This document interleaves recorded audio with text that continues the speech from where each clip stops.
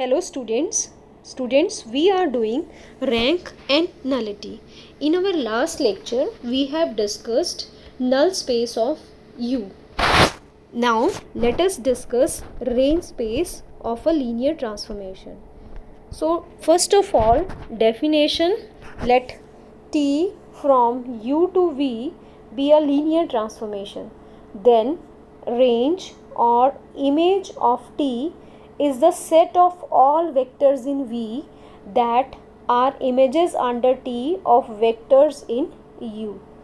Range space of T is denoted by RT, which is equal to T of U, where U belongs to vector space U. So range space क्या है आपके पास? It contains all the vectors in V, in this V, that are images of the vectors in U under transformation T. That is T of U जो हैं वो सारे के सारे किस में होंगे? रेंज स्पेस में. और अगर हम इसको डायग्राम यहाँ पे डायग्राम की हेल्प से समझें, let us consider a vector space U over field F and a vector space V over field F. Let T be the transformation. और U1 जो एलिमेंट है U का वो with in the under transformation T V1 पे map हो रहा है. ठीक है. इसी तरह U2 जो है वो V2 पे मैप हो रहा है और U3 भी कहाँ मैप हो रहा है? V2 पे. अब अगर आप देखो यहाँ पे V1 की जो प्री इमेज है वो है U में, दैट इज़ U1, और V2 की भी प्री इमेजेस एग्जिस्ट कर रही हैं U2 and U3 under transformation T. तो ये जो आपके पास वेक्टर्स V में हैं जिनकी प्री इमेज U में है, for any element, for element V1 from vector space V there exist some element in vector space U such that T of V1 is equal to U1. ठीक है. तो आपके पास ये जो आपके पास सबसेट है V1 जिसमें V1 और V2 है, ये क्या फॉर्म कर रहे हैं? Range of to V, range of T. This is range of T. और अगर आप देखो तो ये पूरा का पूरा वेक्टर स्पेस V था और V1 V2 इसी के एलिमेंट्स हैं, तो हमने इसको क्या कह दिया? This is also subset of V. And we will also prove that this RT range space, range of T is subspace of V also. ठीक है. अभी तो हमने ये देखा कि ये सबसेट बन गया V का. ठीक है. तो आपके पास जो भी ऐसे एलिमेंट, अब यहाँ पे रेंज स्पेस में कौन से एलिमेंट हुए? T of U1, T of U2 और T ऑफ U3. क्योंकि T ऑफ U1 की इमेज क्या है? V1, U2 की V2 और U3 की भी V2, because it is not 1-1 map. तो यहाँ पे आप U2 को और U3 को V2 पे मैप कर सकते हो. सो यहाँ पे जिन V में जिन वेक्टर्स की प्री इमेज यहाँ पे हमें एग्जिस्ट कर रही हैं, तो हम उन वेक्टर्स को किस में ले लेते हैं? रेंज स्पेस में. वेयर एज आपके पास इसमें और भी एलिमेंट्स हैं V3 और U4, इसकी कोई प्री इमेज नहीं है, तो ये रेंज स्पेस में नहीं गए. अगर आपके पास सारे का सारे वेक्टर्स V में जितने भी वेक्टर्स हैं उन सब की आपको प्री इमेजेस U में मिलती हैं, तो ये मैप क्या हो जाता है? Onto map. जब ये मैप ऑन टू होगा, ऑन टू का मतलब कि आपके पास जो रेंज स्पेस है वो एग्जैक्टली किसके इक्वल हो जाएगा? वेक्टर स्पेस V के इक्वल हो जाएगा.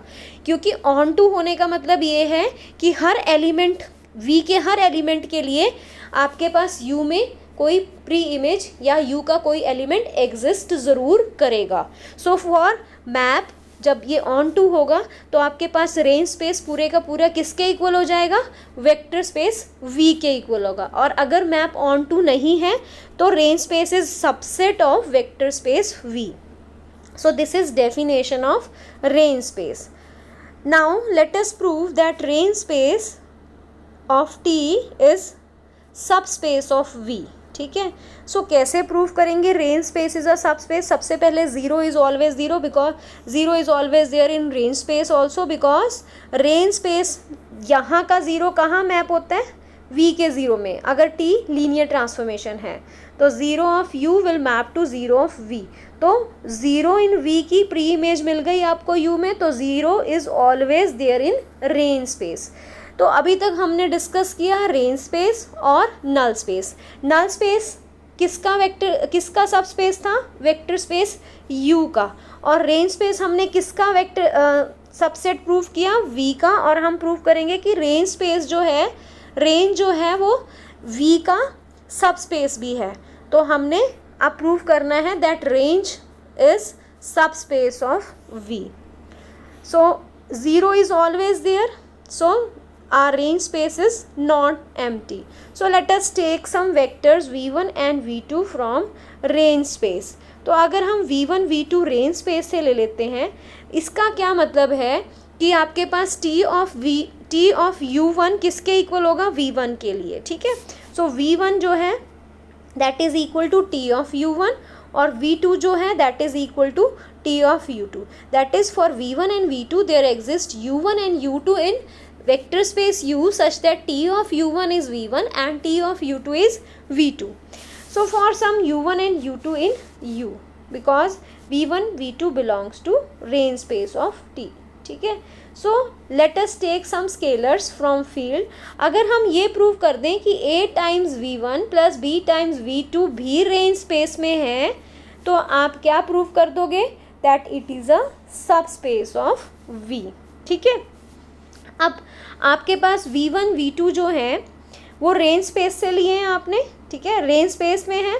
तो अगर आपने ये पूरे का पूरा एलिमेंट रेंज स्पेस में दिखाना है तो आपको क्या दिखाना पड़ेगा कि इस एलिमेंट के लिए a v1 plus b v2 के लिए u में, वेक्टर स्पेस u में कोई एलिमेंट एग्जिस्ट कर रहा है such that t of that element, जो एलिमेंट u में पड़ा है, will be equal to a times v1 plus b times v2। तो आपको ये शो करना पड़ेगा कि a टाइम्स v1 और b टाइम्स v2 के लिए कोई एलिमेंट u में एग्जिस्ट करता है such that t of that element is equal to a of v1 plus b of v2। तब हम शो कर पाएंगे कि ये जो a v1 और b v2 है वो कहाँ है? रेंज स्पेस ऑफ t में है। So what is, put the value of v1, let us calculate this। v1 की वैल्यू t of u1 और v2 की value t of v2, and this is linear transformation, t is linear transformation, so it can be written as t of a u1, and this is also linear transformation, so b t u2 is written as t of b u2। again they can be combined because t is linear transformation, तो t this can be written as t times a u1 plus b u2। अब u1 u2 जो हैं वो किसके elements थे? u के elements थे, ठीक है। अब अगर ये u के एलिमेंट्स हैं तो a times u1 plus b times u2 भी किसका एलिमेंट होगा? u का एलिमेंट होगा, because u is a vector space, it is closed with respect to addition as well as scalar multiplication. So a u1 भी u में होगा, scalar multiplication है, b u2 भी u में होगा, तो इनका एडिशन भी कहाँ पे आ जाएगा? u में आ जाएगा। So t times some element of u is equal to a v1 plus b v2। तो a v1 plus b v2 आपके पास यहाँ पे था v में, ठीक है, रेंज स्पेस ऑफ v में यहाँ पे, और इसके विद रिस्पेक्ट हमें एक एलिमेंट मिल गया u में which is a u1 plus b u2 such that t of this is equal to this element. So this implies that this elements belongs to range space of t, ठीक है। So range space is subspace of v। So यही हमने prove करना था कि जो आपके पास रेंज है, रेंज ऑफ t है, that is subspace of V। Next theorem, if T is a transformation from V to V, linear transformation, then the following statements are equivalent। Equivalent means this implies this and this implies this, if and only if वाली condition है, that RT intersection NT। What is NT? NT we have discussed earlier, NT is null space of T।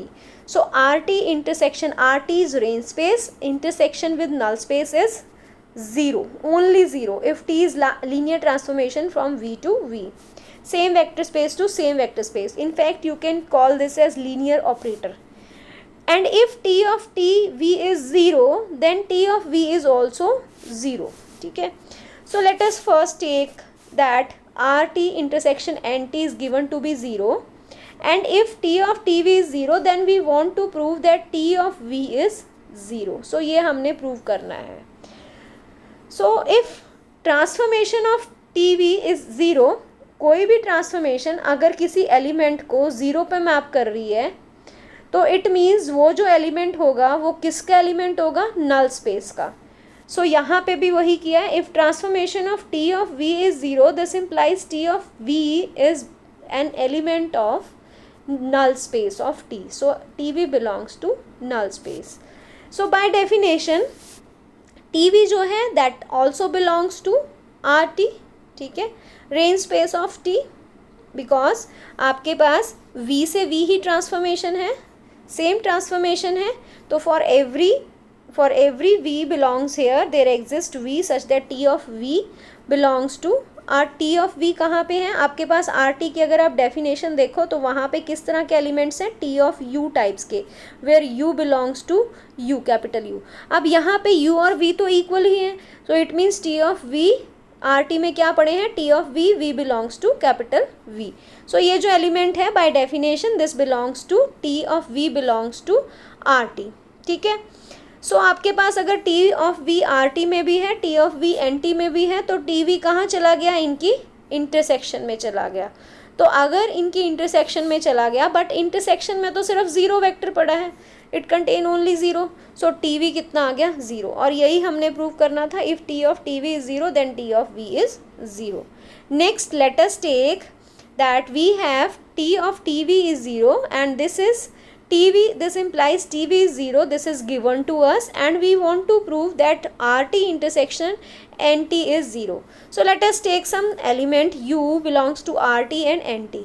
If U belongs to the intersection it means U belongs to RT and U belongs to NT also. और अगर U RT में है तो RT में किस तरह के elements पड़े हैं, T of V टाइप के. सो U जो है वो V के इक्वल होगा for some V belongs to V, और U अगर NT में है तो T of U इज़ 0, क्योंकि नल स्पेस में जो भी आपके पास वेक्टर हैं ट्रांसफॉर्मेशन उनको 0 पे मैप कर रही है.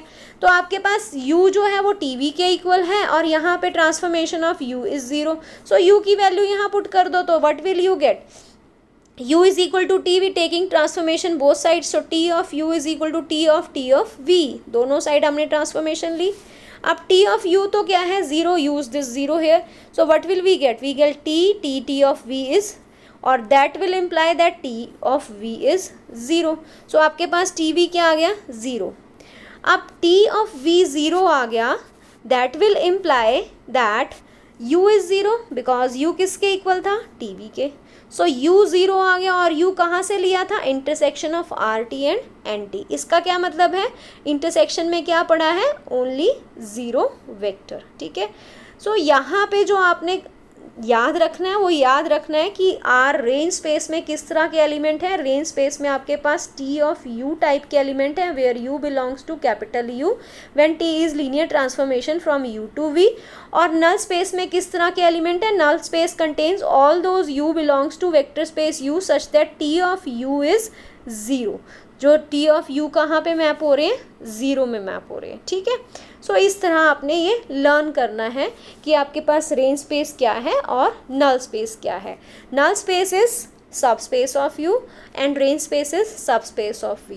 और रेंज स्पेस आप अपने माइंड में एक पिक्चर से बना लो कि आपके पास रेंज स्पेस जो है वो सबसेट है V का, और वो वाले V जिनकी आपके पास प्री इमेज मिल रही है आपको U में. ठीक है. सो सिर्फ वही V आपने लेने हैं.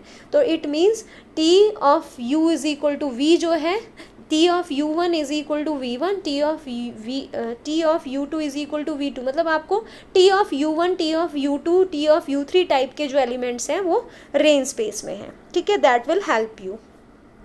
Next theorem, let T of U under over field F and V over field F be a linear transformation. If U1, U2 up to UN are linearly dependent vectors and T is 1, 1. This 1, 1 is very important.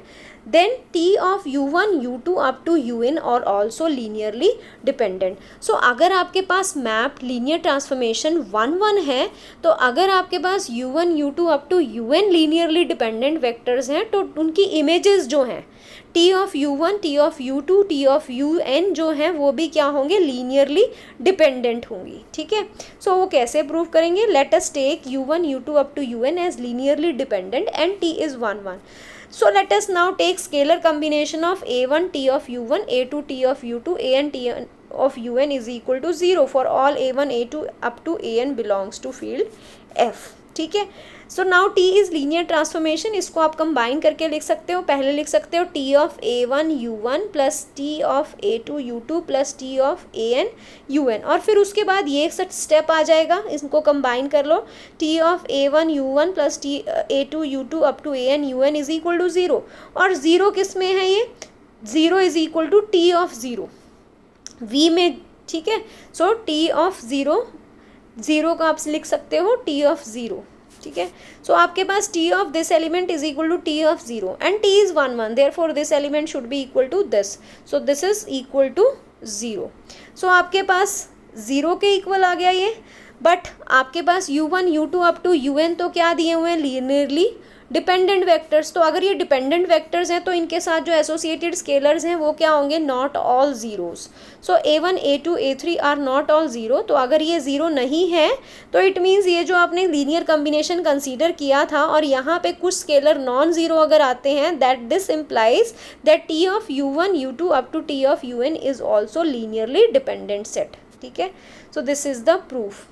Next same similar उस पे है, t of u1 to t of u2 v be the linear transformation, and if u1 u2 up to un are linearly independent vectors and t is 1 1, then prove that these images are also linearly independent. So same proof है. आप क्या करोगे? u1 u2 up to un linearly independent set ले लिया और t को क्या ले लिया? 1 1. So let us write linear combination of a1 t of u1 plus a2 t of u2 plus an t of un is equal to 0, where a1 a2 a3 up an are all scalars belongs to field f. Then this can be written as t of a1 u1 plus t of a2 u2 plus t of an un. Then it can further be written as, because t is linear transformation, a1 u1 plus a2 u2 up to an un and equal to 0, 0 which can be also written as t of 0. So since T is 1 1, अगर आपके पास T of U one is equal to T of U two है, then this will imply U one is equal to U two if T is 1 1. So अगर यहाँ पे भी T 1 1 है तो this element should be equal to this, so this is equal to 0. But U one U two up to U N is linearly independent set, so that will imply that all the scalars associated with this are 0. So a1 a2 up to an सारे क्या आ गए? 0. तो अगर ये सारे element 0 आते हैं तो that will imply that t of u1 u2 up to un are all linearly independent vectors. But यहाँ पे जो आपने 1 1 की कंडीशन ली, that is very important. अगर ये मैम 1 1 नहीं होगा तो ये ट्रू नहीं है. For example, let us consider this remark: the images of linearly independent vector under a linear transformation need not be a linearly independent set. So अगर आपके पास जो सेट जो ट्रांसफॉर्मेशन है वो सिर्फ लीनियर ट्रांसफॉर्मेशन है और 1 1 नहीं है, तो द इमेजेस मे और may not be linearly independent. So इसी को काउंटर एग्जाम्पल एक हम ले लेते हैं इसको चेक करने के लिए. Let T R cube to R square be a linear transformation such that T of X Y Z will map to X Y. ठीक है, let us take u as 1 2 3 1 3 4 and v as 6 2 6 5. ठीक है, दो vectors ले लिए. आप check करो कि ये वेक्टर्स जो हैं ये लीनियरली इंडिपेंडेंट वेक्टर्स हैं. अब इन वेक्टर्स की इमेजेस चेक करते हैं. Images means T of U one T of U two और टी ऑफ वी और टी ऑफ यू. तो देखो टी ऑफ यू क्या आता है. जब हम टी ऑफ यू निकालेंगे तो इमेज बन गई ना यू की टी ऑफ यू. तो आपके पास टी ऑफ 1 3 4 क्या आ जाएगा? 1 3, first two elements X Y. ठीक है, और 2 6 5 की 2 6. तो क्लियरली अगर आप देखो T of V is 2 6 which is 2 times 1 3, that is 2 times T U. So v is scalar multiple of t u. So this means that they are linearly dependent. तो अगर आपके पास T 1 1 नहीं है तो it means this is these images need not be linearly independent, जो 1 1 होना ज़रूरी है. ठीक है. So next question is, let T from U to V be a linear transformation if V1 V2 up to Vn are Li vectors of range space. ठीक है. Then and u1 u2 up to un are vectors of u such that T of ui map to vi for all I 1 2 3 n, that is then they u1 u2 un are linearly independent. So अब आपको images दी हुई हैं linearly independent और आपने u1 u2 u3 क्या दिखाना है, linearly independent. उल्टा है आपके पास, आपको इमेजेस लीनियरली, अभी तक जो आपने थ्योरम्स की उसमें आपको क्या दिया हुआ था, उसमें आपको u1 u2 u3 linearly independent दिए हुए थे और आपने उनकी इमेजेस को लीनियरली इंडिपेंडेंट या डिपेंडेंट दिखाना था. अब आपको इमेजेस लीनियरली इंडिपेंडेंट दी हुई है and you have to show that u1 u2 u3 and un are linearly independent vectors. So let, और आपको ट्रांसफॉर्मेशन दी हुई है T of U I map to V I, that is T of u1 is equal to v1, T of u2 is equal to v2 and so on.